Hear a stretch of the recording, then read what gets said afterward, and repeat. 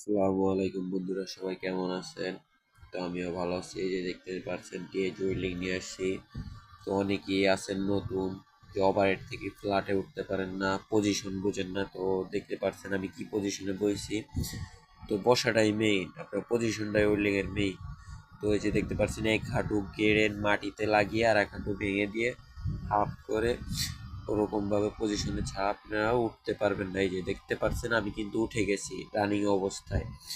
তো মনে করেন যে যত ওয়েল্ডিংয়ে আপনারা জয়েন্ট ফলাইবেন তত কিন্তু খারাপ দেখা যাবে। তো এক টানে উঠতে পারলে আপনাদের ওয়েল্ডিংটা সুন্দর দেখা যাবে।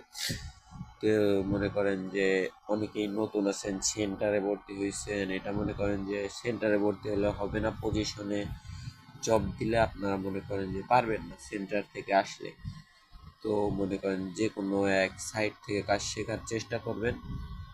আর আমার ভিডিওটা যদি ভালো লাগে আমার একটা লাইক করে দিবেন। ধন্যবাদ।